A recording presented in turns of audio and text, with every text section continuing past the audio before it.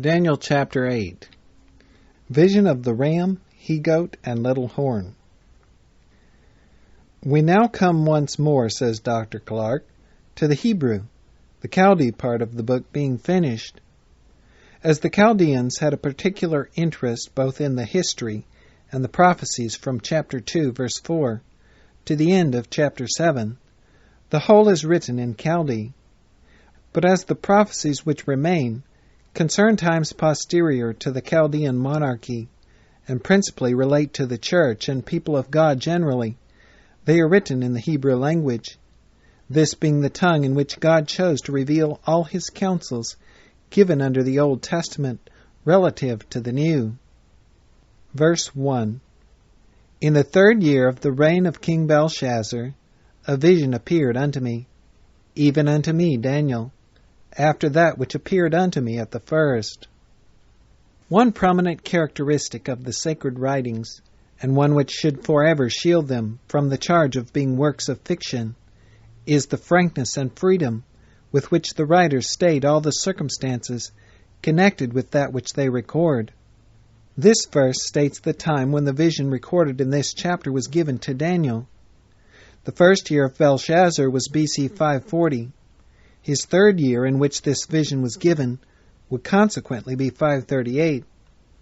If Daniel, as is supposed, was about 20 years of age when he was carried to Babylon in the 1st year of Nebuchadnezzar BC 606, he was at this time about 88 years of age. The vision he speaks of as the one which appeared unto him at the first is doubtless the vision of the 7th chapter, which he had in the 1st year of Belshazzar. Verse number 2. And I saw in a vision, and it came to pass, when I saw that I was at Shushan in the palace, which is in the province of Elam, and I saw in a vision, and I was by the river of Uli. As verse 1 states the time when, this verse gives the place where the vision was given. Shushan, as we learn from Prideaux, was the metropolis of the province of Elam. This was then in the hands of the Babylonians, and there the king of Babylon had a royal palace. Daniel, as minister of state, and employed about the king's business, was accordingly in that place. Abradates, viceroy or prince of Shushan, revolted to Cyrus, and the province was joined to the Medes and Persians, so that according to the prophecy of Isaiah, in chapter 21, verse 2, Elam went up with the Medes to besiege Babylon.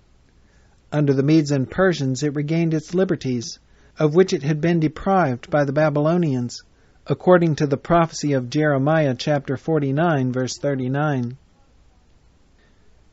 Verses 3 and 4. When I lifted up mine eyes and saw, and behold, there stood before the river a ram, which had 2 horns, and the 2 horns were high, but one was higher than the other, and the higher came up last. I saw the ram pushing westward and northward and southward, so that no beasts might stand before it, neither was there any that could deliver out of his hand. But he did according to his will, and became great. In verse 20, an interpretation of this symbol is given us in plain language. The ram which thou sawest, having 2 horns, are the kings of Media and Persia. We have only, therefore, to consider how well the symbol answers to the power in question. The 2 horns represented the 2 nationalities of which the empire consisted. The higher came up last. This represented the Persian element, which from being at first simply an ally of the Medes, came to be the leading division of the empire. The different directions in which the ram was seen pushing denote the directions in which the Medes and Persians carried their conquests. No earthly powers could stand before them while they were marching up to the exalted position to which the providence of God had summoned them. And so successfully were their conquests prosecuted that in the days of Ahasuerus, Esther 1:1, the Medo-Persian kingdom extended from India to Ethiopia, the extremities of the then known world, over 127 provinces. The prophecy almost seems to fall short of the facts, as stated in history, when it simply says that this power did according to its will and became great. Verses 5 to 7. And as I was considering, behold, an he-goat came from the west on the face of the whole earth, and touched not the ground. And the he-goat had a notable horn between his eyes.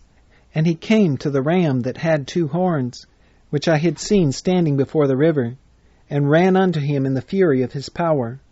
And I saw him come close unto the ram. And he was moved with choler against him, and smote the ram, and brake his 2 horns. And there was no power in the ram to stand before him. But he cast him down to the ground, and stamped upon him. And there was none that could deliver the ram out of his hand. As I was considering, says the prophet, and in this he sets an example for every lover of the truth, and all who have any regard for things higher than the objects of time and sense. When Moses saw the burning bush, he said, I will now turn aside and see this great sight. But how few are willing at the present time to turn aside from their pursuit of business or pleasure to consider the important themes to which both the mercy and the providence of God are striving to call their attention.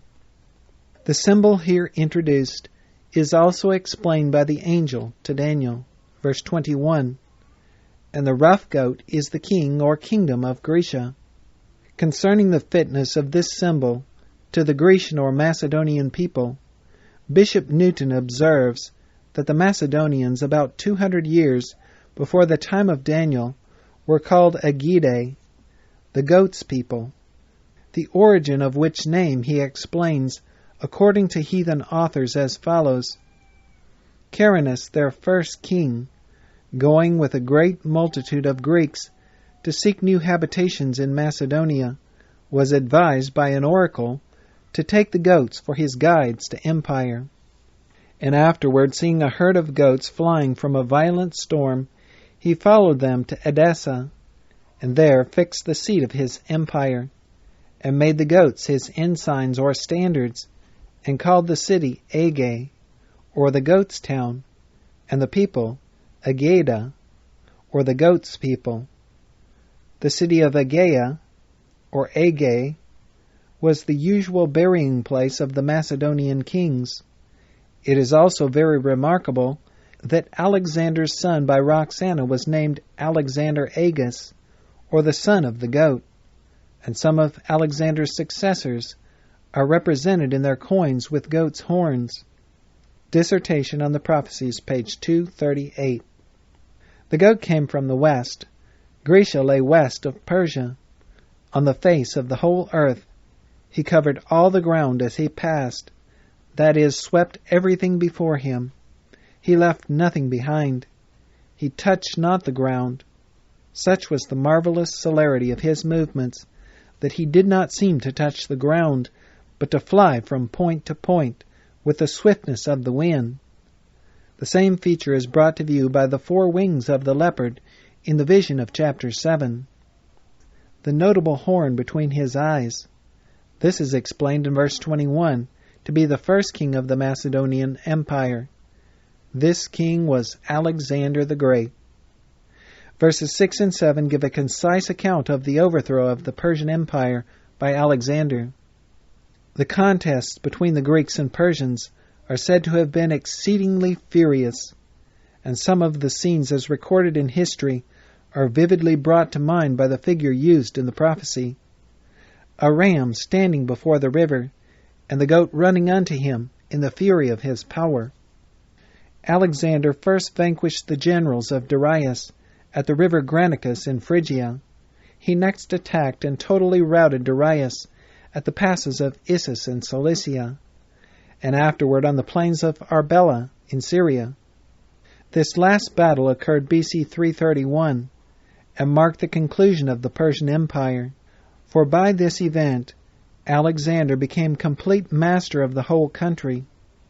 Bishop Newton quotes verse 6, and he, the goat, came to the ram which I had seen standing before the river, and ran unto him in the fury of his power, and adds, one can hardly read these words without having some image of Darius's armies standing and guarding the river Granicus, and of Alexander on the other side, with his forces plunging in, swimming across the stream, and rushing on the enemy with all the fire and fury that can be imagined. Ibid, page 239. Ptolemy begins the reign of Alexander BC 332, but it was not till the Battle of Arbela, the year following, that he became, according to Prideaux, absolute lord of that empire, to the utmost extent in which it was ever possessed by the Persian kings. On the eve of this engagement, Darius sent 10 of his chief relatives to sue for peace, and upon their presenting their conditions to Alexander, he replied, "Tell your sovereign that the world will not permit 2 sons nor 2 sovereigns." The language of verse 7 sets forth the completeness of the subjection of Medo-Persia to Alexander. The 2 horns were broken, and the ram was cast to the ground and stamped upon. Persia was subdued, the country ravaged, its armies cut to pieces and scattered, its cities plundered, and the royal city of Persepolis, the capital of the Persian Empire, and even in its ruins, one of the wonders of the world to the present day, was sacked and burned. Thus the ram had no power to stand before the goat, and there was none that could deliver him out of his hand. Verse 8. Therefore the he-goat waxed very great, and when he was strong, the great horn was broken, and for it came up 4 notable ones toward the 4 winds of heaven. The conqueror is greater than the conquered. The ram, Medo-Persia, became great. The goat, Grecia, became very great. And when he was strong, the great horn was broken. Human foresight and speculation would have said, when he becomes weak, his kingdom, racked by rebellion or paralyzed by luxury, then the horn will be broken, and the kingdom shattered. But Daniel saw it broken in the very prime of its strength, and the height of its power, when every beholder would have exclaimed, "Surely the kingdom is established, and nothing can overthrow it." Thus it is often with the wicked. The horn of their strength is broken when they think they stand most firm. Alexander fell in the prime of life. See notes on verse 39 of chapter 2. After his death there arose much confusion among his followers respecting the succession.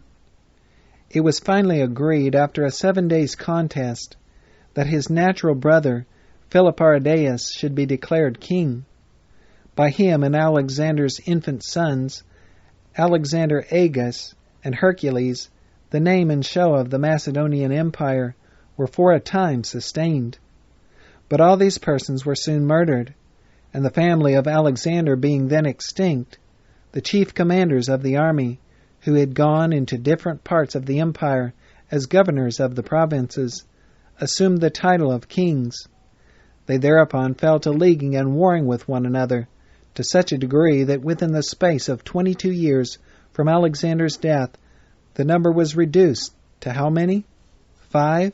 No. 3? No. 2? No. But 4. Just the number specified in the prophecy. For 4 notable horns were to come up toward the 4 winds of heaven, in place of the great horn that was broken. These were, number 1, Cassander, who had Greece and the neighboring countries.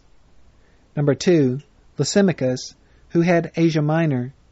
Number 3, Seleucus, who had Syria and Babylon, and from whom came the line of kings, known as the Seleucidae, so famous in history. And number 4, Ptolemy, son of Lagus, who had Egypt, and from whom sprang the Lagidae. These held dominion toward the 4 winds of heaven.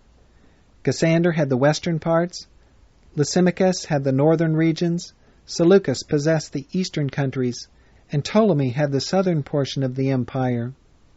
These 4 horns may therefore be named Macedonia, Thrace, which then included Asia Minor and those parts lying on the Hellespont, and Bosphorus, Syria, and Egypt.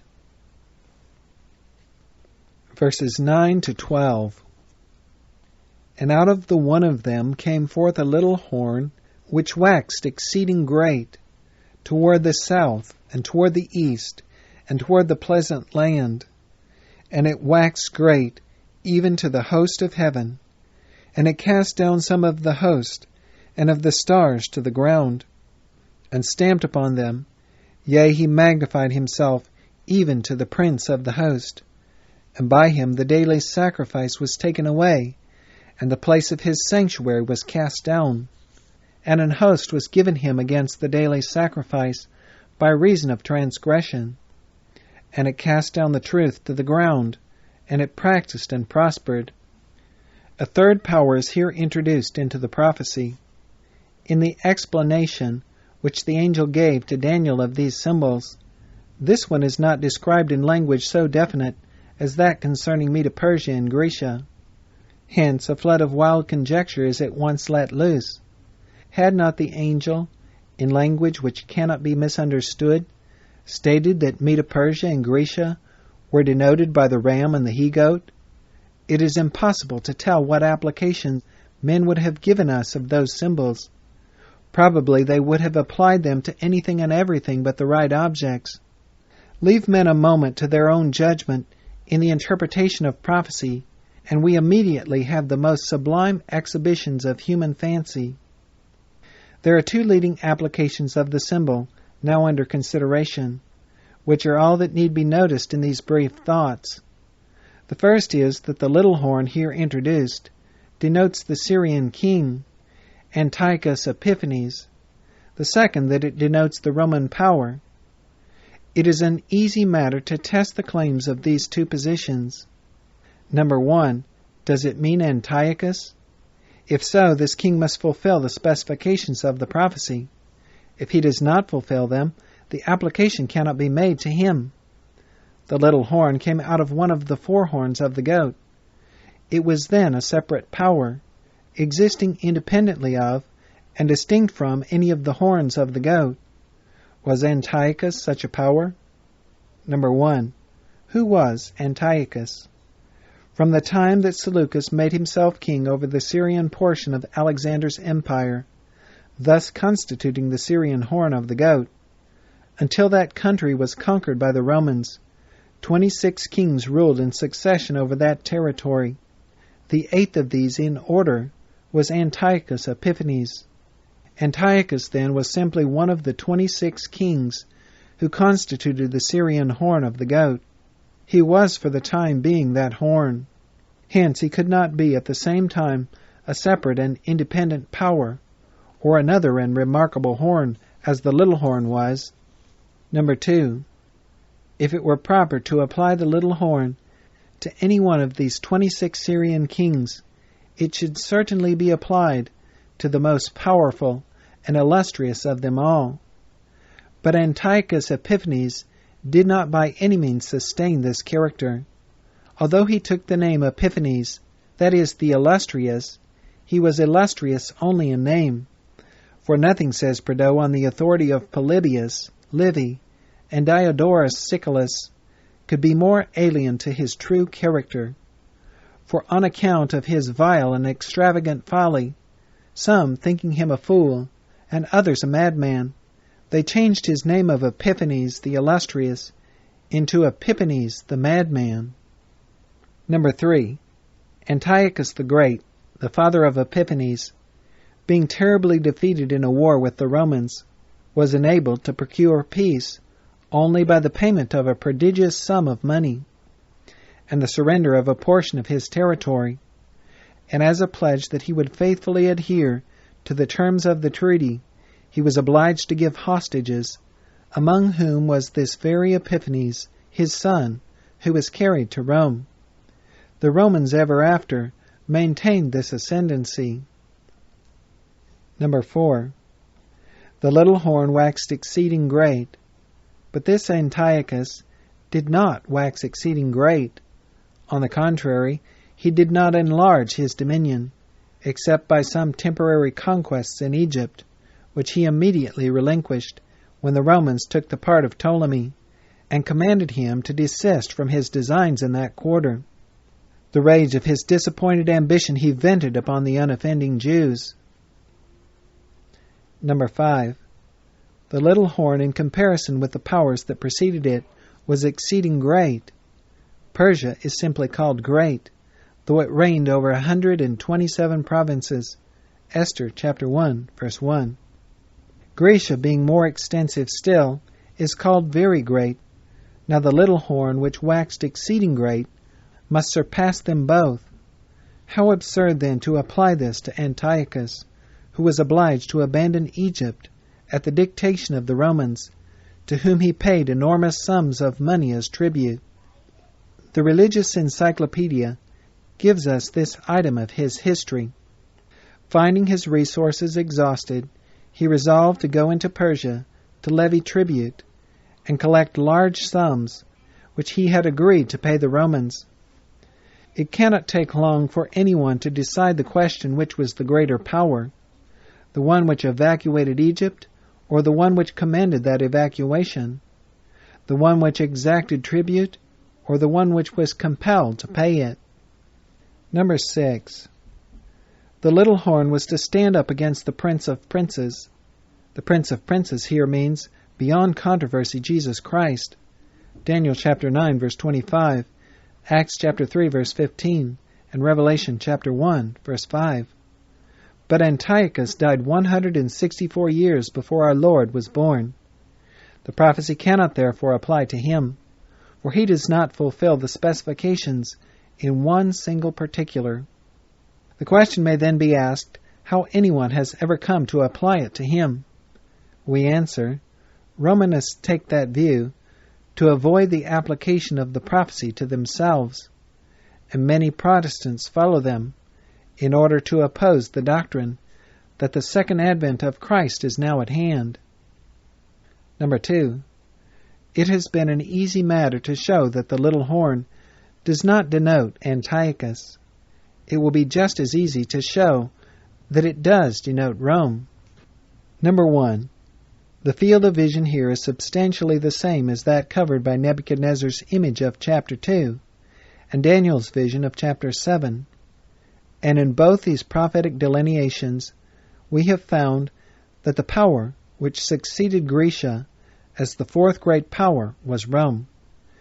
The only natural inference would be that the little horn, the power which in this vision succeeds Grecia as an exceeding great power, is also Rome.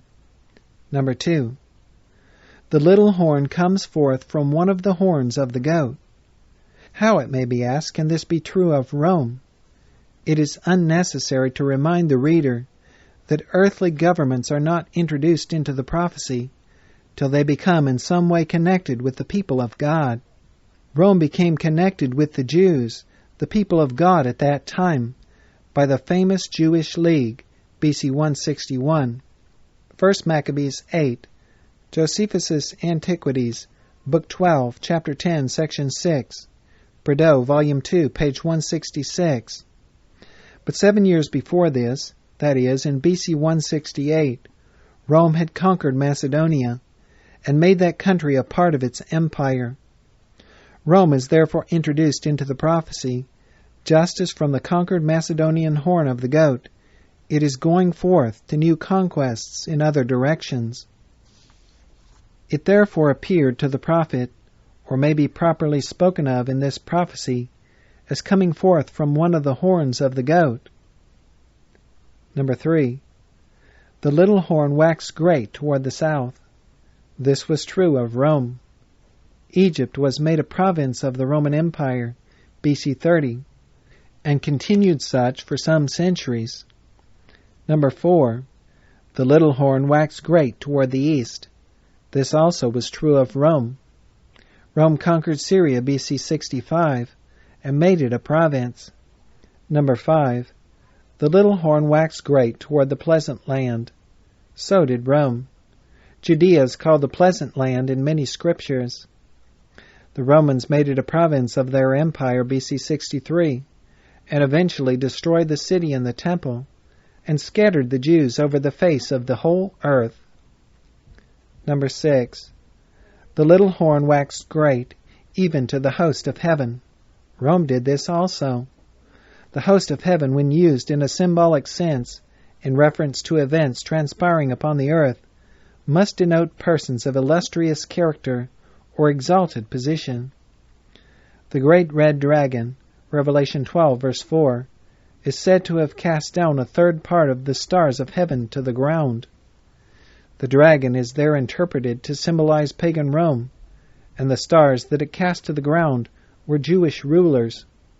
Evidently it is the same power and the same work that is here brought to view, which again makes it necessary to apply this growing horn to Rome. Number 7. The little horn magnified himself even to the prince of the host. Rome alone did this. In the interpretation, verse 25, this is called standing up against the Prince of Princes. How clear an allusion to the crucifixion of our Lord under the jurisdiction of the Romans. Number 8. By the little horn the daily sacrifice was taken away. This little horn must be understood to symbolize Rome in its entire history, including its two phases, pagan and papal. These two phases are elsewhere spoken of as the daily.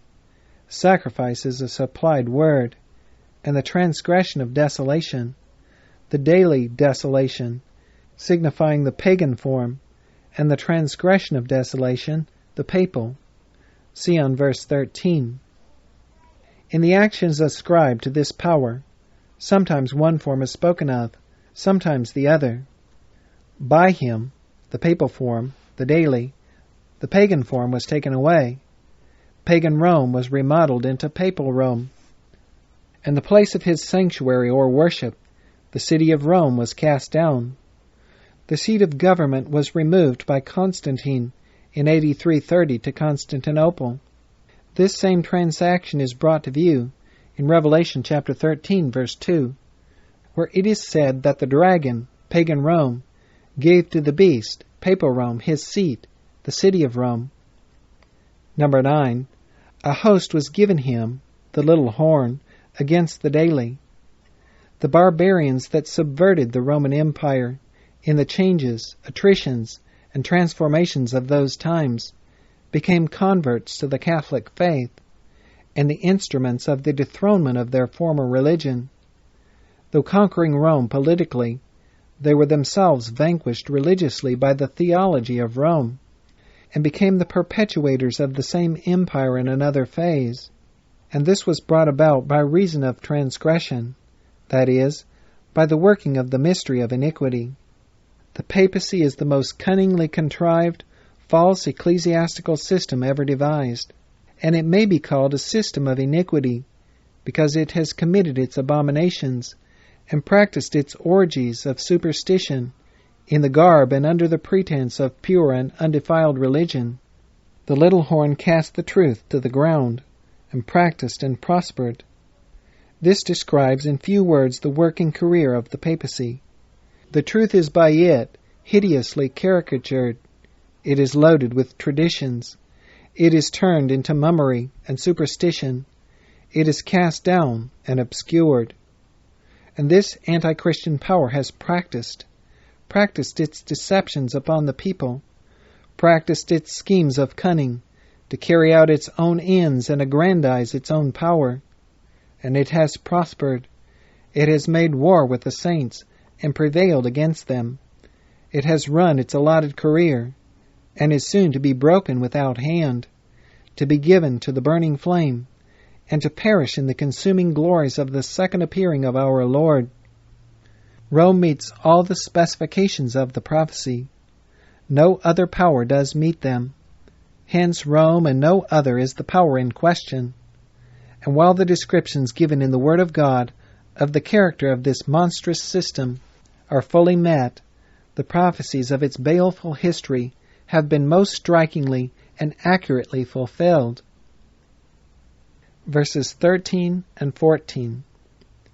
Then I heard one saint speaking, and another saint said unto that certain saint which spake, How long shall be the vision concerning the daily sacrifice, and the transgression of desolation, to give both the sanctuary and the host to be trodden under foot. And he said unto me, Unto 2,300 days, then shall the sanctuary be cleansed. The time. These two verses close the vision proper of chapter 8, and they introduce the one remaining point which of all others would naturally be of the most absorbing interest to the prophet and to all the church, namely the time the desolating powers previously brought to view were to continue. How long shall they continue their course of oppression against God's people, and of blasphemy against high heaven? Daniel, if time had been given, might perhaps have asked this question himself. But God is ever ready to anticipate our wants, and sometimes to answer even before we ask. Hence, two celestial beings appear upon the scene, holding a conversation in the hearing of the prophet. Upon this question, which it is so important that the church should understand. Daniel heard one saint speaking. What this saint spoke at this time we are not informed, but there must have been something either in the matter or the manner of this speaking which made a deep impression upon the mind of Daniel, inasmuch as he uses it in the very next sentence as a designating title, calling the angel that certain saint which spake. He may have spoken something of the same nature as that which the seven thunders of the Apocalypse uttered, Revelation 10:3, and which for some good reason John was restrained from writing. But another saint asked this one that spake an important question. How long the vision? And both the question and the answer are placed upon record, which is prima facie evidence that this is a matter which it was designed that the church should understand. And this view is further confirmed by the fact that the angel did not ask this question for his own information, inasmuch as the answer was addressed to Daniel, as the one whom it chiefly concerned, and for whose information it was given. And he said unto me, said Daniel, recording the answer to the angel's question, Unto 2,300 days, then shall the sanctuary be cleansed. The daily sacrifice. We have proof in verse 13 that sacrifice is the wrong word to be supplied in connection with the word daily. If the daily sacrifice of the Jewish service is here meant, or in other words, the taking away of that sacrifice, as some suppose, which sacrifice was at a certain point of time taken away, there would be no propriety in the question, how long the vision concerning it. This question evidently implies that those agents or events to which the vision relates occupy a long series of years. Continuance of time is the central idea, and the whole time of the vision is filled by what is here called the daily and the transgression of desolation. Hence, the daily cannot be the daily sacrifice of the Jews, the taking away of which, when the time came for it, occupied comparatively but an instant of time. It must denote something which occupies a series of years. The word here rendered daily occurs in the Old Testament, according to the Hebrew Concordance, 102 times, and is, in the great majority of instances, rendered continual or continually. The idea of sacrifice does not attach to the word at all, nor is there any word in the text which signifies sacrifice. That is a wholly supplied word, the translators putting in that word which their understanding of the text seemed to demand. But they evidently entertained an erroneous view, the sacrifices of the Jews not being referred to at all. It appears, therefore, more in accordance with both the construction and the context to suppose that the word daily refers to a desolating power, like the transgression of desolation with which it is connected. Then we have two desolating powers, which for a long period oppress or desolate the church. The Hebrew justifies this construction, the last word desolation having a common relation to the two preceding nouns, the perpetual and the transgression, which are connected by the conjunction and. Literally, the text may be rendered, how long the vision concerning the continuance and the transgression of desolation. The word desolation being related to both continuance and transgression, as though it were expressed in full, thus: the continuance of desolation and the transgression of desolation. By the continuance of desolation, or the perpetual desolation, we must understand that paganism, through all its long history, is meant. By the transgression of desolation is meant the papacy. The phrase describing this latter power is stronger than that used to describe paganism. It is the transgression, or rebellion, as the word also means, of desolation, as though under this period of the history of the Church, the desolating power had rebelled against all restraint previously imposed upon it. From a religious point of view, the world has presented only these two phases of opposition against the Lord's work in the earth. Hence, although three earthly governments are introduced in the prophecy as oppressors of the Church, they are here ranged under two heads, the daily and the transgression of desolation. Medo-Persia was pagan.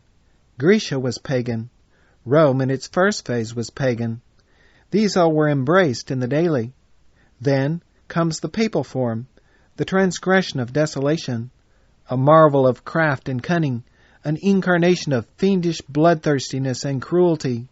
No wonder the cry has gone up from suffering martyrs from age to age, "How long, O Lord, how long?" And no wonder the Lord, in order that hope might not wholly die out of the hearts of his downtrodden waiting people, has lifted before them the veil of futurity, showing them the consecutive future events of the world's history, till all these persecuting powers shall meet an utter and everlasting destruction, and giving them glimpses beyond of the unfading glories of their eternal inheritance. The Lord's eye is upon his people. The furnace will be heated no hotter than is necessary to consume the dross. It is through much tribulation we are to enter the kingdom. And the word tribulation is from tribulum, a threshing sledge. Blow after blow must be laid upon us, till all the wheat is beaten free from the chaff, and we are made fit for the heavenly garner. But not a kernel of wheat will be lost, says the Lord to his people. Ye are the light of the world, the salt of the earth. In his eyes there is nothing else on the earth of consequence or importance. Hence the peculiar question here asked, how long the vision respecting the daily and the transgression of desolation? Concerning what? The glory of earthly kingdoms, the skill of renowned warriors, the fame of mighty conquerors, the greatness of human empire? No, but concerning the sanctuary and the host, the people and worship of the Most High. How long shall they be trodden under foot? Here is where all heaven's interest and sympathy are enlisted. He who touches the people of God touches not mere mortals, weak and helpless, but omnipotence. He opens an account which must be settled at the bar of heaven, and soon all these accounts will be adjusted. The iron heel of oppression will itself be crushed, and a people will be brought out of the furnace, prepared to shine as the stars forever and ever. To be one who is an object of interest to heavenly beings, one whom the providence of God is engaged to preserve while here, and crown with immortality hereafter, what an exalted position! How much higher than that of any king, president, or potentate of earth. Reader, are you one of that number? Respecting the 2300 days, introduced for the first time in verse 14, there are no data in this chapter from which to determine their commencement and close, or tell what portion of the world's history they cover. It is necessary, therefore, for the present to pass them by. Let the reader be assured, however, that we are not left in any uncertainty concerning those days. The declaration respecting them is a part of a revelation which is given for the instruction of the people of God, and is consequently to be understood. They are spoken of in the midst of a prophecy which the angel Gabriel was commanded to make Daniel understand, and it may be safely assumed that Gabriel somewhere carried out this instruction. It will accordingly be found that the mystery which hangs over these days in this chapter is dispelled in the next. The sanctuary, connected with the 2300 days, is another subject of equal importance, which now presents itself for consideration, namely the sanctuary, and with this is also connected the subject of its cleansing. An examination of these subjects will reveal the importance of having an understanding of the commencement and termination of the 2300 days, that we may know when the great event called the cleansing of the sanctuary is to transpire. For all the inhabitants of the earth, as will in due time appear, have a personal interest in that solemn work. Several objects have been claimed by different ones as the sanctuary here mentioned. Number 1, the earth. Number 2, the land of Canaan. Number 3, the church. Number 4, the sanctuary, the true tabernacle which the Lord pitched, and not man, which is in the heavens, and of which the Jewish tabernacle was a type, pattern, or figure. Hebrews chapter 8, verses 1 and 2, and chapter 9, verses 23 and 24. These conflicting claims must be decided by the Scriptures, and fortunately the testimony is neither meager nor ambiguous. Number 1. Is the earth the sanctuary? The word sanctuary occurs in the Old and New Testaments 144 times, and from the definitions of lexicographers and its use in the Bible, we learn that it is used to signify a holy or sacred place, a dwelling place for the Most High. If, therefore, the earth is the sanctuary, it must answer to this definition. But what single characteristic pertaining to this earth is found which will satisfy the definition? It is neither a holy nor a sacred place, nor is it a dwelling place for the Most High. It has no mark of distinction, except as being a revolted planet, marred by sin, scarred and withered by the curse. Moreover, it is nowhere in all the Scriptures called the sanctuary. Only one text can be produced in favor of this view, and that only by an uncritical application. Isaiah chapter 60, verse 13 says, "The glory of Lebanon shall come unto thee, the fir tree, the pine tree, and the box together, to beautify the place of my sanctuary, and I will make the place of my feet glorious." This language undoubtedly refers to the new earth, but even that is not called the sanctuary, but only the place of the sanctuary, just as it is called the place of the Lord's feet, an expression which probably denotes the continual presence of God with His people, as it was revealed to John when it was said, "Behold, the tabernacle of God is with men, and He will dwell with them, and they shall be His people, and God Himself shall be with them, and be their God." Revelation chapter 21, verse 3.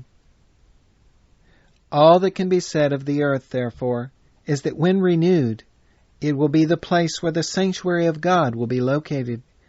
It can present not a shadow of a claim to being the sanctuary at the present time, or the sanctuary of the prophecy. Number 2. Is the land of Canaan the sanctuary? So far as we may be governed by the definition of the word, it can present no better claim than the earth to that distinction. If we inquire where in the Bible it is called the sanctuary, a few texts are brought forward which seem to be supposed by some to furnish the requisite testimony. The first of these is Exodus chapter 15, verse 17. Moses, in his song of triumph and praise to God after the passage of the Red Sea, exclaimed, "Thou shalt bring them in, and plant them in the mountain of thine inheritance, in the place, O Lord, which thou hast made for thee to dwell in the sanctuary, O Lord, which thy hands have established." A writer who urges this text says, "I ask the reader to pause and examine and settle the question most distinctly before he goes further. What is the sanctuary here spoken of?" But it would be far safer for the reader not to attempt to settle the question definitely from this one isolated text before comparing it with the other Scriptures. Moses here speaks in anticipation. His language is a prediction of what God would do for His people. Let us see how it was accomplished. If we find in the fulfillment that the land in which they were planted is called the sanctuary, it will greatly strengthen the claim that is based upon this text. If, on the other hand, we find a plain distinction drawn between the land and the sanctuary, then Exodus chapter 15, verse 17 must be interpreted accordingly. We turn to David, who records as a matter of history what Moses uttered as a matter of prophecy. Psalm 78, verses 53 and 54. The subject of the psalmist here is the deliverance of Israel from Egyptian servitude and their establishment in the promised land. And he says, God led them on safely, so that they feared not, but the sea overwhelmed their enemies, and he brought them to the border of his sanctuary, even to this mountain, which his right hand had purchased.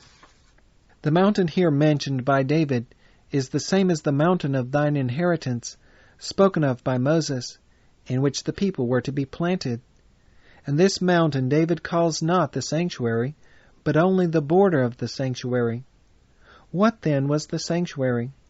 Verse 69 of the same psalm informs us, And he built his sanctuary like high palaces, like the earth which he hath established forever. The same distinction between the sanctuary and the land is pointed out in the prayer of good King Jehoshaphat. 2 Chronicles chapter 20, verses 7 and 8. Art not thou our God, who didst drive out the inhabitants of the land before thy people Israel, and gavest it to the seed of Abraham thy friend forever? And they dwelt therein, and have built thee a sanctuary therein for thy name. Taken alone, some try to draw an inference from Exodus chapter 15, verse 17, that the mountain was the sanctuary. But when we take in connection with it the language of David, which is a record of the fulfillment of Moses' prediction, and an inspired commentary upon his language, such an idea cannot be entertained, for David plainly says that the mountain was simply the border of the sanctuary, and that in that border or land the sanctuary was built like high palaces, reference being made to the beautiful temple of the Jews, the center and symbol of all their worship. But whoever will read carefully Exodus chapter 15, verse 17, will see that not even an inference is necessary that Moses, by the word sanctuary, means the mountain of inheritance, much less the whole land of Palestine. In the freedom of poetic license, he employs elliptical expressions and passes rapidly from one idea or object to another. First, the inheritance engages his attention, and he speaks of it. Then the fact that the Lord was to dwell there. Then the place he was to provide for his dwelling there, namely the sanctuary, which he would cause to be built. David thus associates Mount Zion and Judah together in Psalm 78, verse 68, because Zion was located in Judah. The three texts, Exodus chapter 15, verse 17, and Psalm 78, verses 54 and 69, are the ones chiefly relied on to prove that the land of Canaan is the sanctuary. But singularly enough, the two latter in plain language clear away the ambiguity of the first, and utterly disprove the claim that is based thereon. Having disposed of the main proof on this point, it would hardly seem worthwhile to spend time with those texts from which only inferences can be drawn. As there is, however, only one even of this class, we will refer to it, that no point may be left unnoticed. Isaiah chapter 63, verse 18. The people of thy holiness have possessed it but a little while. Our adversaries have trodden down thy sanctuary. This language is as applicable to the temple as to the land. For when the land was overrun with the enemies of Israel, their temple was laid in ruins. This is plainly stated in verse 11 of the next chapter. Our holy and our beautiful house, where our fathers praised thee, is burned up with fire. The text therefore proves nothing for this view. Respecting the earth or the land of Canaan as the sanctuary, we offer one thought more. If either constitutes the sanctuary, it should not only be somewhere described as such, but the same idea should be carried through to the end, and the purification of the earth or of Palestine should be called the cleansing of the sanctuary. The earth is indeed defiled, and it is to be purified by fire. But fire, as we shall see, is not the agent which is used in the cleansing of the sanctuary. And this purification of the earth, or any part of it, is nowhere in the Bible called the cleansing of the sanctuary. Number 3. Is the church the sanctuary? The evident mistrust with which this idea is suggested is a virtual surrender of the argument before it is presented. The one solitary text adduced in its support is Psalm chapter 114, verses 1 and 2. When Israel went out of Egypt, the house of Jacob, from a people of strange language, Judah was his sanctuary, and Israel his dominion. Should we take this text in its most literal sense, what would it prove respecting the sanctuary? It would prove that the sanctuary was confined to one of the 12 tribes, and hence that a portion of the church only, not the whole of it, constitutes the sanctuary.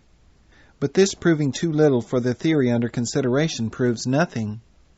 Why Judah is called the sanctuary in the text quoted need not be a matter of perplexity, when we remember that God chose Jerusalem, which was in Judah, as the place of his sanctuary.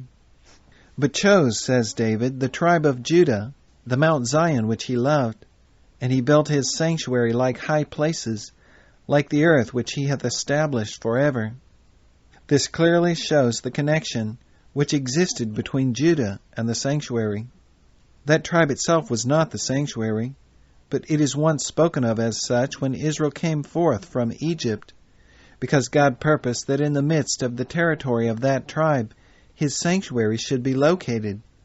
But even if it could be shown that the church is anywhere called the sanctuary, it would be of no consequence to our present purpose, which is to determine what constitutes the sanctuary of Daniel chapter 8, verses 13 and 14. For the church is there spoken of as another object, to give both the sanctuary and the host to be trodden underfoot. That by the term host the church is here meant, none will dispute. The sanctuary is therefore another and a different object. Number 4. Is the temple in heaven the sanctuary? There now remains but this one claim to be examined, namely that the sanctuary mentioned in the text is what Paul calls in Hebrews the true tabernacle, which the Lord pitched and not man, to which he expressly gives the name of the sanctuary, and which he locates in the heavens, of which sanctuary there existed, under the former dispensation, first in the tabernacle built by Moses, and afterward in the temple at Jerusalem, a pattern, type, or figure. And let it be particularly noticed that on the view here suggested rests our only hope of ever understanding this question. For we have seen that all other positions are untenable. No other object which has ever been supposed by anyone to be the sanctuary, the earth, the land of Canaan, or the church, can for a moment support such a claim. If therefore we do not find it in the object before us, we may abandon the search in utter despair. We may discard so much of Revelation as still unrevealed, and may cut out from the sacred page, as so much useless reading, the numerous passages which speak of this subject. All those, therefore, who rather than that so important a subject should go by default, are willing to lay aside all preconceived opinions and cherished views, will approach the position before us with intense anxiety and unbounded interest. They will lay a hold of any evidence that may here be given to us, as a man bewildered in a labyrinth of darkness would lay hold of the thread which was his only guide to lead him forth again to light. It will be safe for us to put ourselves in imagination in the place of Daniel and view the subject from his standpoint. What would he understand by the term sanctuary as addressed to him? If we can ascertain this, it will not be difficult to arrive at correct conclusions on this subject. His mind would inevitably turn on the mention of that word to the sanctuary of that dispensation, and certainly he well knew where that was. His mind did turn to Jerusalem, the city of his fathers, which was then in ruins, and to their beautiful house, which, as Isaiah laments, was burned with fire. And so, as was his wont, with his face turned toward the place of their once venerated temple, he prayed God to cause his face to shine upon his sanctuary, which was desolate. By the word sanctuary, Daniel evidently understood their temple at Jerusalem. But Paul bears testimony which is most explicit on this point. Hebrews chapter 9, verse 1. Then verily, the first covenant had also ordinances of divine service, and a worldly sanctuary. This is the very point which at present we are concerned to determine. What was the sanctuary of the first covenant? Paul proceeds to tell us. Hear him, verses 2 to 5. For there was a tabernacle made, the first apartment, wherein was the candlestick, and the table, and the showbread, which is called the sanctuary, margin the holy. And after the second veil, the tabernacle which is called the holiest of all, which had the golden censer, and the ark of the covenant, overlaid round about with gold, wherein was the golden pot that had manna, and Aaron's rod that budded, and the tables of the covenant, and over it the cherubims of glory, shadowing the mercy seat, of which we cannot now speak particularly. There is no mistaking the object to which Paul here has reference.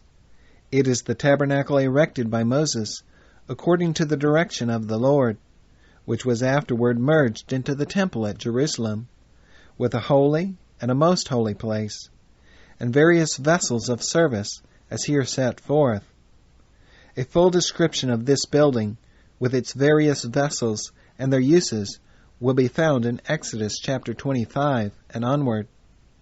If the reader is not familiar with this subject, he is requested to turn and closely examine the description of this building.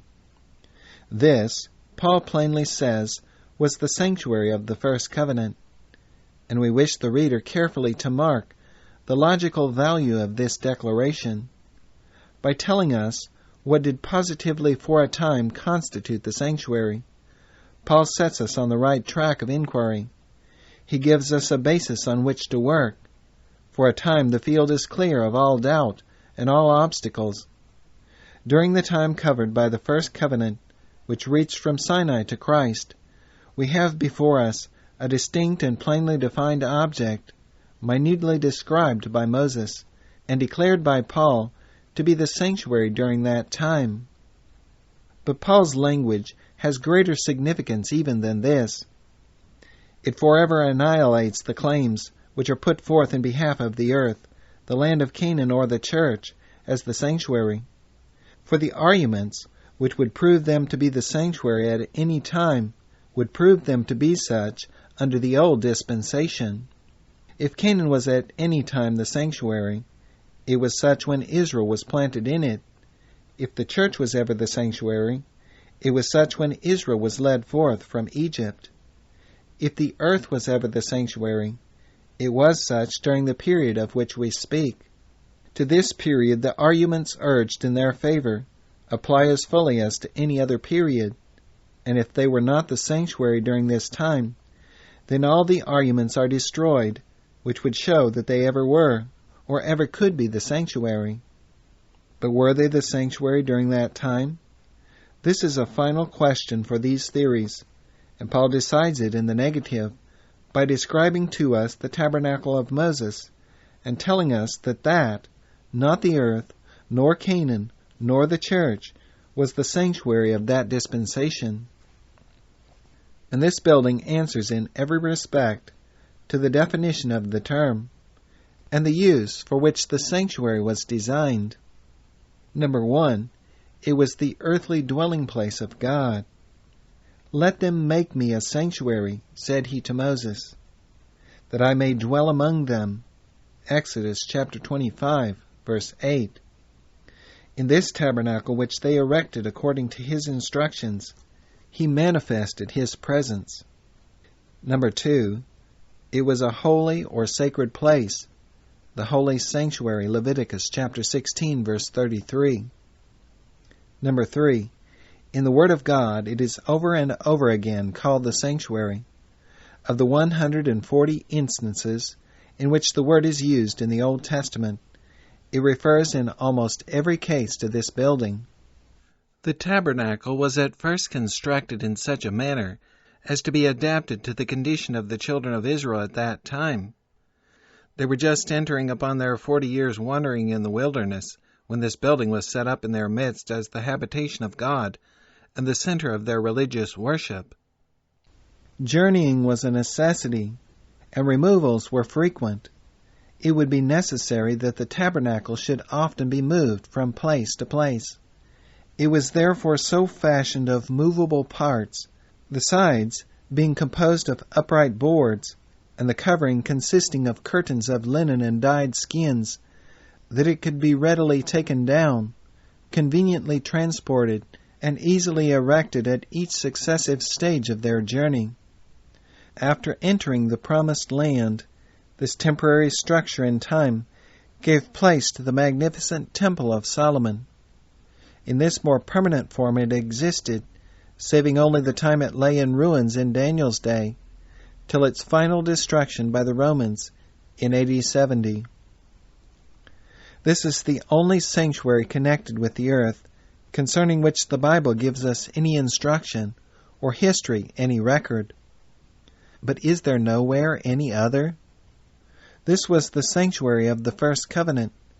With that covenant it came to an end. Is there no sanctuary which pertains to the second or new covenant? There must be. Otherwise the analogy is lacking between these covenants.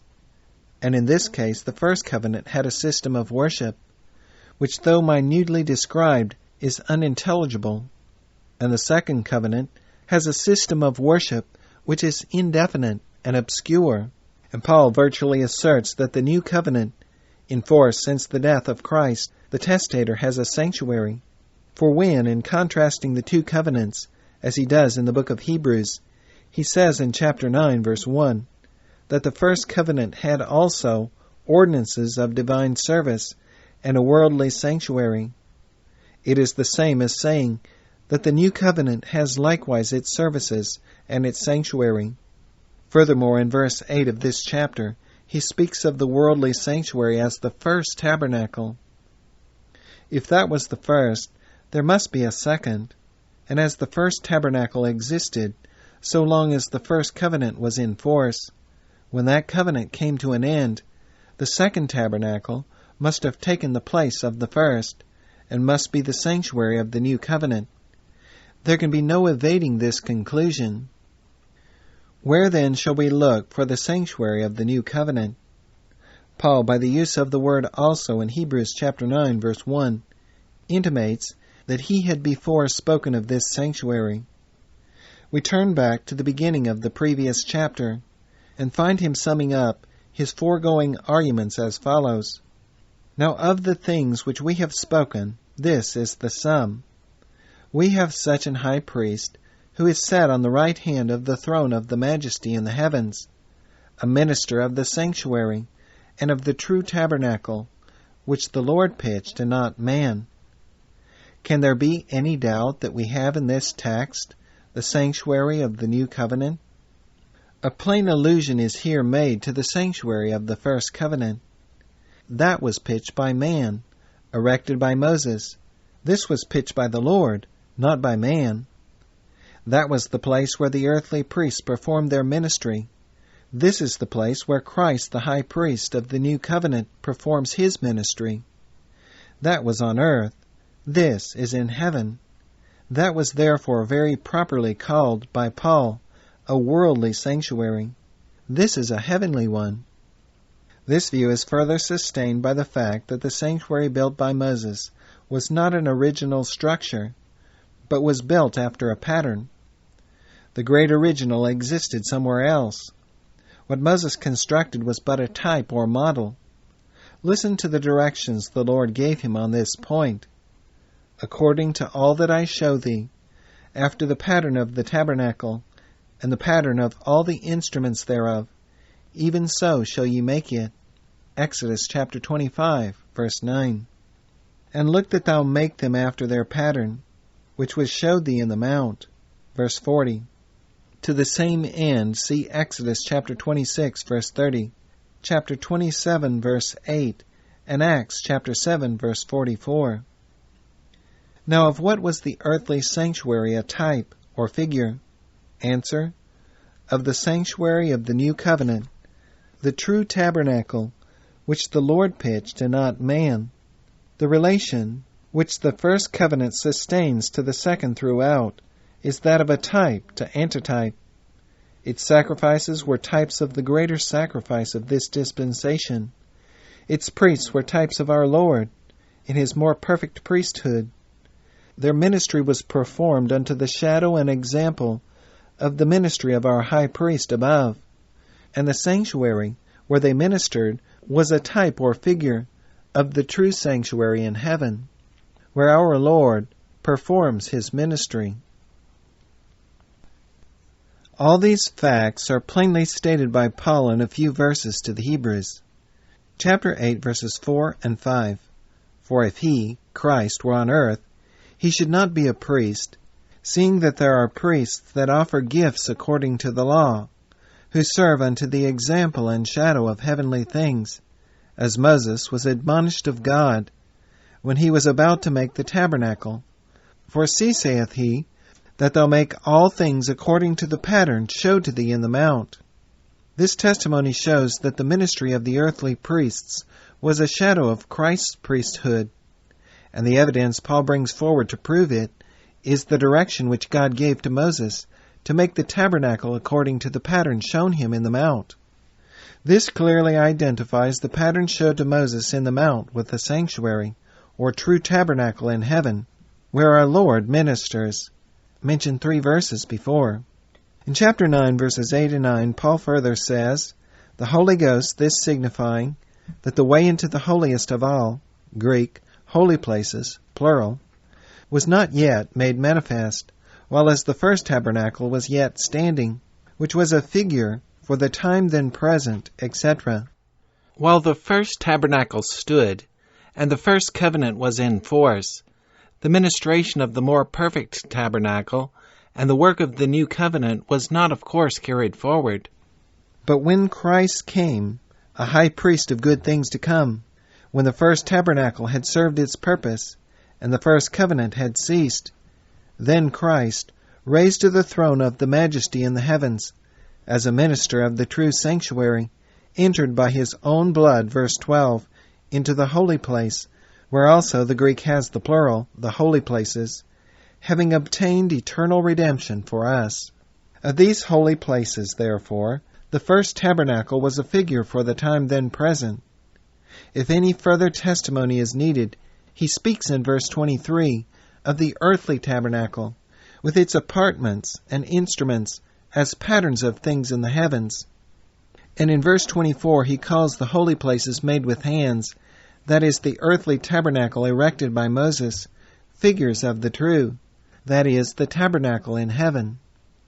This view is still further corroborated by the testimony of John. Among the things which he was permitted to behold in heaven, he saw 7 lamps of fire burning before the throne. Revelation chapter 4, verse 5. He saw an altar of incense and a golden censer. Chapter 8, verse 3. He saw the ark of God's testament. Chapter 11, verse 19. And all this in connection with a temple in heaven. Revelation chapter 11, verse 19, and chapter 15, verse 8. These objects every Bible reader must at once recognize as implements of the sanctuary. They owed their existence to the sanctuary, and were confined to it, to be employed in the ministration connected therewith. As without the sanctuary they had not existed, so wherever we find these, we may know that there is the sanctuary, and hence the fact that John saw these things in heaven in this dispensation is proof that there is a sanctuary there, and that he was permitted to behold it. However reluctant a person may have been to acknowledge that there is a sanctuary in heaven, the testimony that has been presented is certainly sufficient to prove this fact. Paul says that the tabernacle of Moses was the sanctuary of the first covenant. Moses says that God showed him in the mount a pattern, according to which he was to make this tabernacle. Paul testifies again that Moses did make it according to the pattern, and that the pattern was the true tabernacle in heaven, which the Lord pitched and not man, and that of this sanctuary the tabernacle erected with hands was a true figure or representation. And finally, John, to corroborate the statement of Paul that this sanctuary is in heaven, bears testimony as an eyewitness that he beheld it there. What further testimony could be required? Nay more, what further is conceivable? So far as the question as to what constitutes the sanctuary is concerned, we now have the subject before us in one harmonious whole. The sanctuary of the Bible, mark it all, dispute it who can, consists first of the typical tabernacle, established with the Hebrews at the exode from Egypt, which was the sanctuary of the first covenant, and secondly, of the true tabernacle in heaven, of which the former was a type, or figure, which is the sanctuary of the new covenant. These are inseparably connected together as type and antitype. From the antitype we go back to the type, and from the type we are carried forward naturally and inevitably to the antitype. We have said that Daniel would at once understand by the word sanctuary the sanctuary of his people at Jerusalem. So would anyone under that dispensation.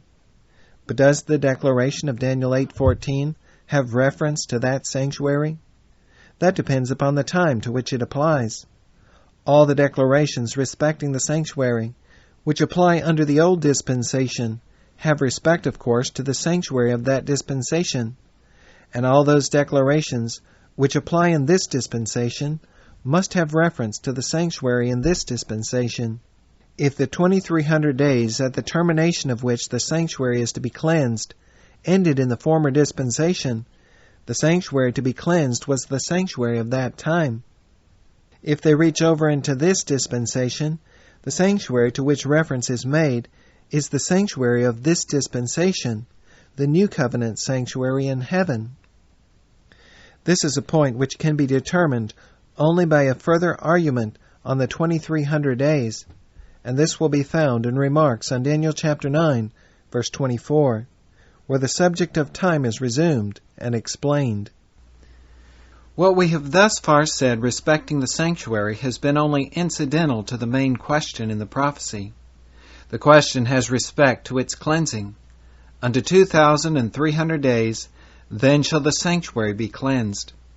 But it was necessary first to determine what constituted the sanctuary, before we could understandingly examine the question of its cleansing. For this we are now prepared. Having learned what constitutes the sanctuary, the question of its cleansing and how it is accomplished is soon decided. Having learned what constitutes the sanctuary, the question in the Bible must have some service connected with it which is called its cleansing. There is no account in the Bible of any work so named as pertaining to this earth, the land of Canaan, or the church, which is good evidence that none of these objects constitutes the sanctuary. There is such a service connected with the object which we have shown to be the sanctuary, and which in reference to both the earthly building and the heavenly temple is called its cleansing. Does the reader object to the idea of there being anything in heaven which is to be cleansed? Is this a barrier in the way of his receiving the view here presented? Then his controversy is not with this work, but with Paul, who positively affirms this fact. But before he decides against the apostle, we ask the objector to examine carefully in reference to the nature of this cleansing, as he is here undoubtedly laboring under an utter misapprehension. The following are the plain terms in which Paul affirms the cleansing of both the earthly and the heavenly sanctuary. And almost all things are by the law purged with blood, and without shedding of blood is no remission. It was therefore necessary that the patterns of things in the heavens should be purified with these, but the heavenly things themselves with better sacrifices than these. Hebrews chapter 9, verses 22 and 23. In the light of foregoing arguments, this may be paraphrased thus: It was therefore necessary that the tabernacle as erected by Moses, with its sacred vessels, which were patterns of the true sanctuary in heaven, should be purified or cleansed with the blood of calves and goats. But the heavenly things themselves, the sanctuary of this dispensation, the true tabernacle which the Lord pitched, and not man, must be cleansed with better sacrifices, even the blood of Christ. We now inquire, what is the nature of this cleansing, and how is it to be accomplished? According to the language of Paul just quoted, it is performed by means of blood. The cleansing is not therefore a cleansing from physical uncleanness or impurity, for blood is not the agent used in such a work, and this consideration should satisfy the objector's mind in regard to the cleansing of the heavenly things. The fact that Paul speaks of heavenly things to be cleansed does not prove that there is any physical impurity in heaven, for that is not the kind of cleansing to which he refers. The reason Paul assigns why this cleansing is performed with blood is because without the shedding of blood there is no remission. Remission, then, that is, the putting away of sin, is the work to be done. The cleansing, therefore, is not physical cleansing, but a cleansing from sin. But how came sins connected with the sanctuary, either the earthly or the heavenly, that it should need to be cleansed from them? This question is answered by the ministration connected with the type, to which we now turn. The closing chapters of Exodus give us an account of the construction of the earthly sanctuary, and the arrangement of the service connected therewith. Leviticus opens with an account of the ministration which was there to be performed. All that it is our purpose to notice here is one particular branch of the service, which was performed as follows. The person who had committed sin brought his victim to the door of the tabernacle. Upon the head of this victim he placed his hand for a moment, and as we may reasonably infer, confessed over him his sin. By this expressive act he signified that he had sinned and was worthy of death, but that in his stead he consecrated his victim and transferred his guilt to it. With his own hand, and what must have been his emotions, he then took the life of his victim on account of that guilt. The law demanded the life of the transgressor for his disobedience. The life is in the blood. Leviticus chapter 17, verses 11 and 14. Hence, without the shedding of blood, there is no remission. With the shedding of blood, remission is possible, for the demand of life by the law is thus satisfied. The blood of the victim, representative of a forfeited life, and the vehicle of its guilt, was then taken by the priest and ministered before the Lord. The sin of the individual was thus, by his confession, by the slaying of the victim, and by the ministry of the priest, transferred from himself to the sanctuary. Victim after victim was thus offered by the people. Day by day the work went forward, and thus the sanctuary continually became the receptacle of the sins of the congregation. But this was not the final disposition of these sins. The accumulated guilt was removed by a special service, which was called the cleansing of the sanctuary. This service in the type occupied 1 day in the year, and the 10th day of the 7th month, on which it was performed, was called the Day of Atonement.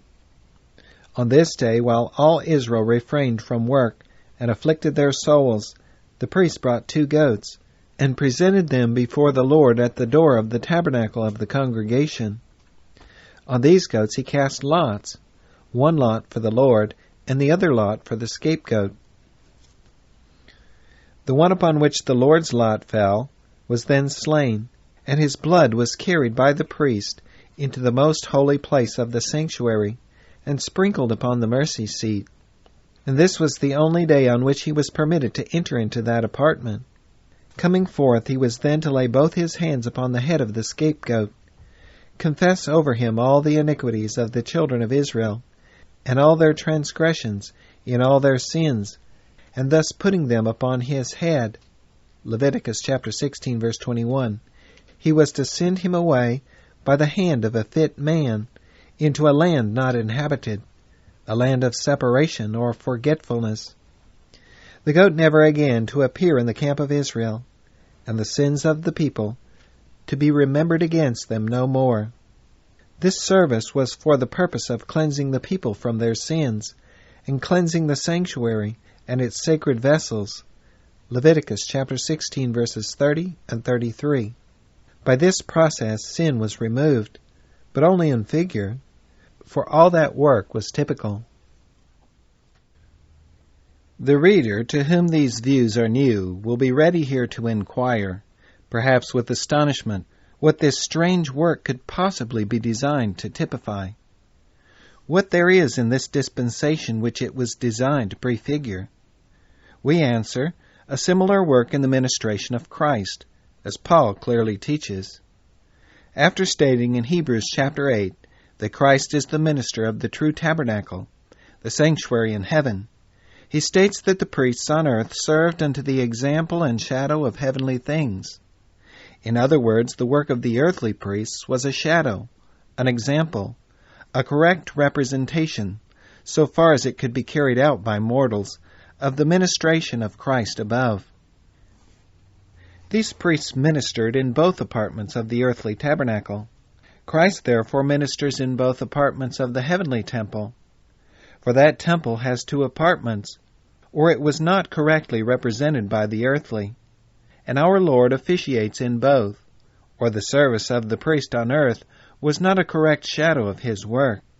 But Paul directly states that he ministers in both apartments, for he says that he has entered into the holy place, or in Greek the holy places, by his own blood. Hebrews chapter 9, verse 12. There is therefore a work performed by Christ in his ministry in the heavenly temple, corresponding to that performed by the priests in both apartments of the earthly tabernacle. But the work in the second apartment, or most holy place, was a special work to close the yearly round of service and cleanse the sanctuary.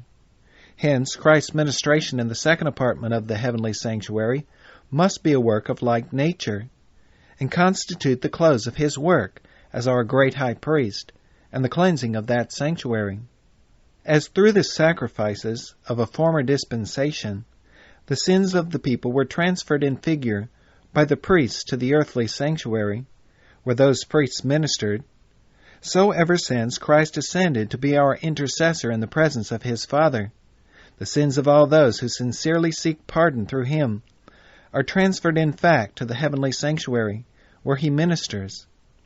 Whether Christ ministers for us in the heavenly holy places with his own blood literally, or only by virtue of its merits, we need not stop to inquire. Suffice it to say that his blood has been shed, and through that blood remission of sins is secured in fact, which was obtained only in figure through the blood of the calves and goats of the former dispensation. But those sacrifices had real virtue in this respect. They signified faith in a real sacrifice to come, and thus those who employed them have an equal interest in the work of Christ with those who in this dispensation come to him by faith through the ordinances of the gospel. The continual transfer of sins to the heavenly sanctuary, and if they are not thus transferred, will anyone, in the light of the types and in view of the language of Paul, explain the nature of the work of Christ in our behalf?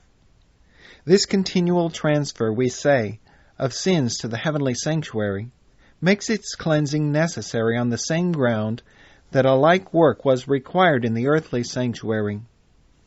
An important distinction between the two ministrations must here be noticed. In the earthly tabernacle, a complete round of service was accomplished every year. For 359 days in their ordinary years, the ministration went forward in the first apartment. One day's work in the most holy completed the yearly round. The work then commenced again in the holy place, and went forward till another day of atonement completed the year's work, and so on, year by year. This continual repetition of the work was necessary on account of the short lives of mortal priests. But no such necessity exists in the case of our divine Lord, who ever liveth to make intercession for us. See Hebrews chapter 7, verses 23 to 25. Hence the work of the heavenly sanctuary, instead of being a yearly work, is performed once for all.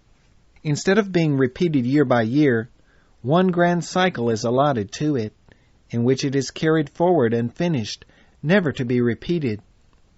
1 year's round of service in the earthly sanctuary represented the entire work of the sanctuary above.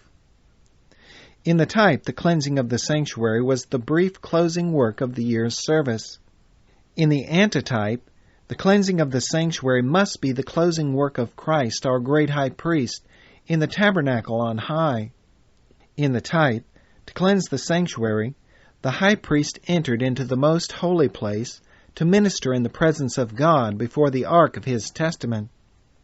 In the antitype, when the time comes for the cleansing of the sanctuary, our high priest in like manner enters into the most holy place to make a final end of his intercessory work in behalf of mankind. We confidently affirm that no other conclusion can be arrived at on this subject without doing despite to the unequivocal testimony of God's Word. Reader, do you now see the importance of this subject?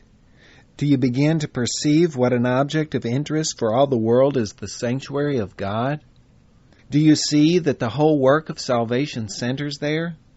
And that when the work is done, probation is ended, and the cases of the saved and lost are eternally decided?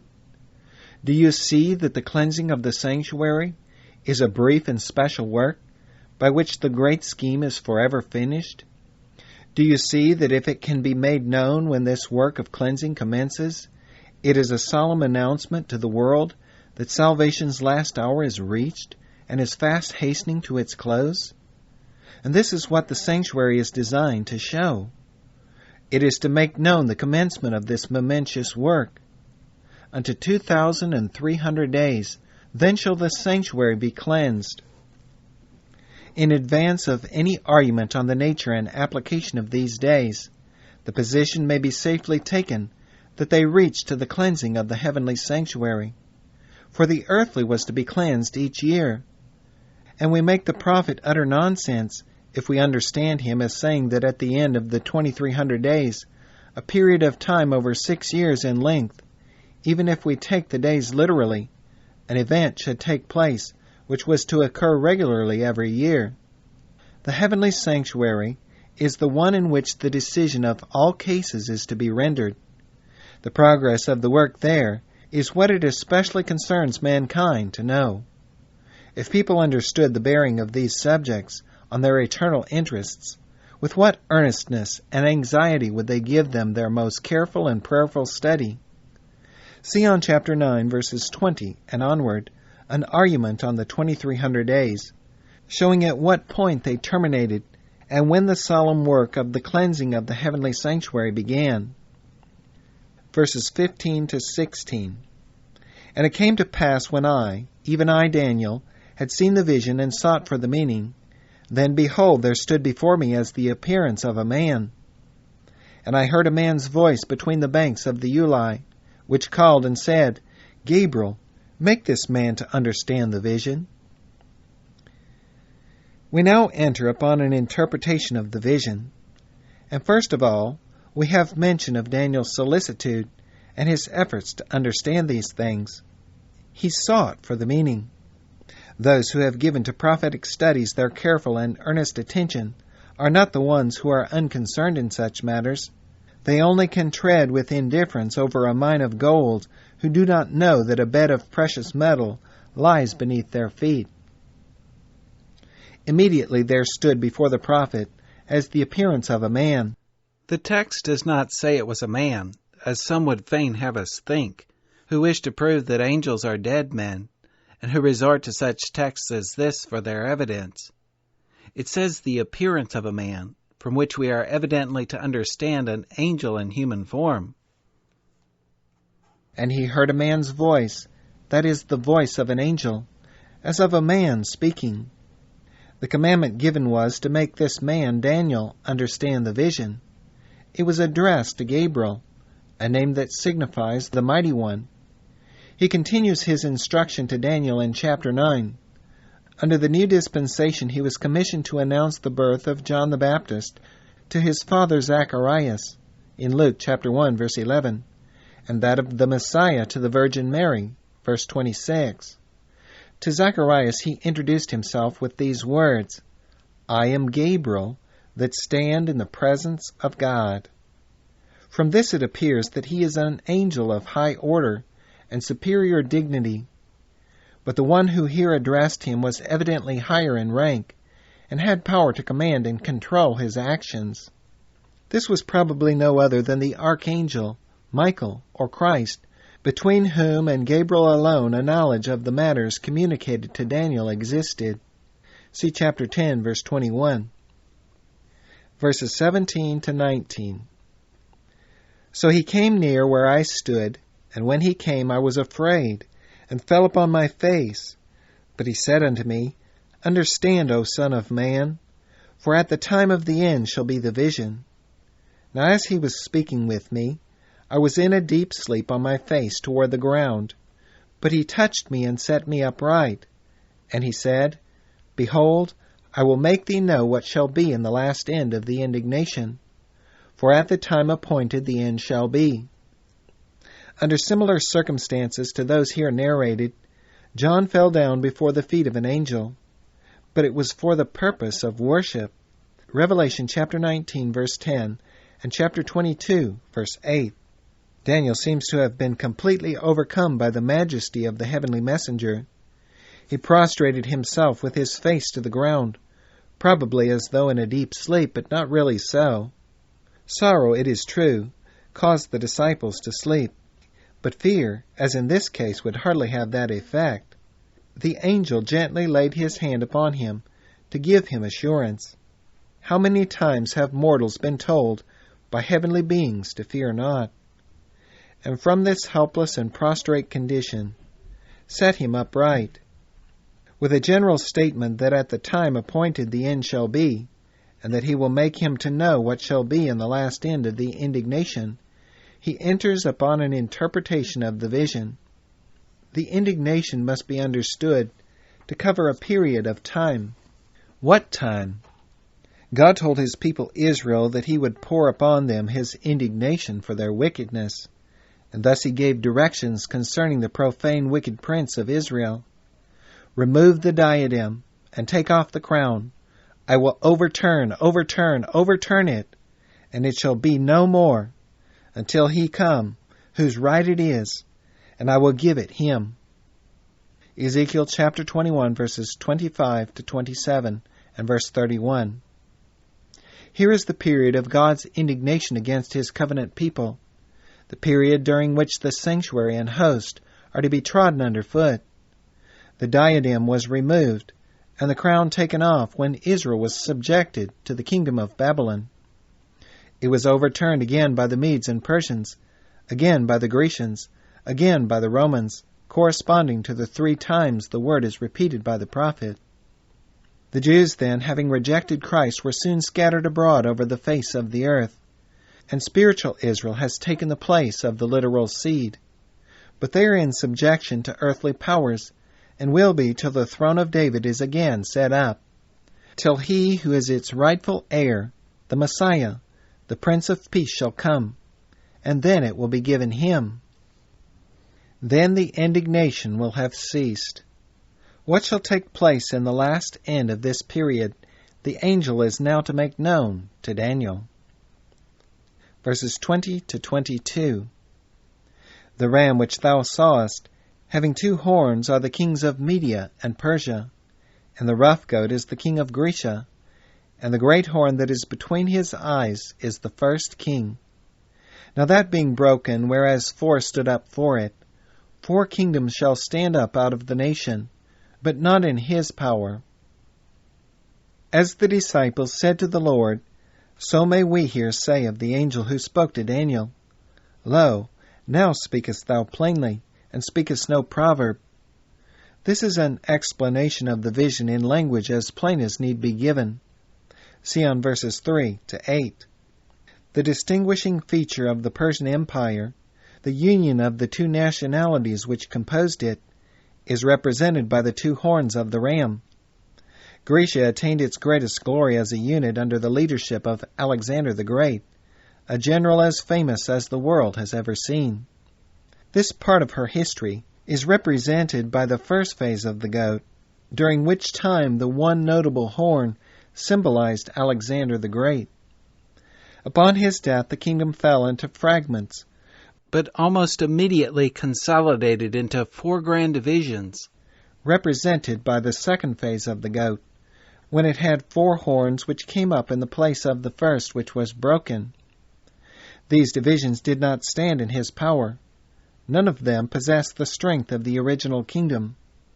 These great waymarks in history, on which the historian bestows volumes, the inspired penman here gives us in sharp outline, with a few strokes of the pencil and a few dashes of the pen. Verses 23 to 25. And in the latter time of their kingdom, when the transgressors are come to the full, a king of fierce countenance, and understanding dark sentences shall stand up, and his power shall be mighty, but not by his own power, and he shall destroy wonderfully, and shall prosper in practice, and shall destroy the mighty and the holy people. And through his policy also he shall cause craft to prosper in his hand, and he shall magnify himself in his heart, and by peace shall destroy many. He shall also stand up against the prince of princes, but he shall be broken without hand.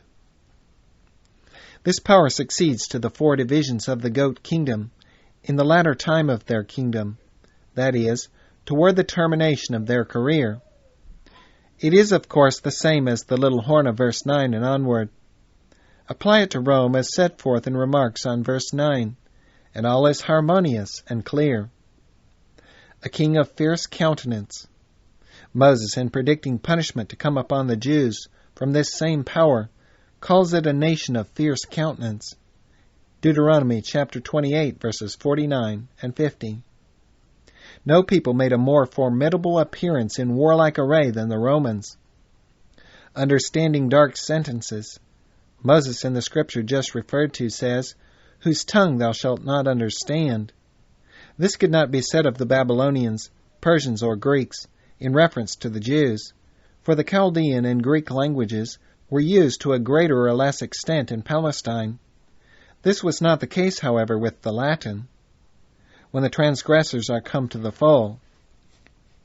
All along, the connection between God's people and their oppressors is kept in view. It was on account of the transgressions of his people that they were sold into captivity, and their continuance in sin brought more and more severe punishment. At no time were the Jews more corrupt morally as a nation than at the time they came under the jurisdiction of the Romans. Mighty, but not by his own power.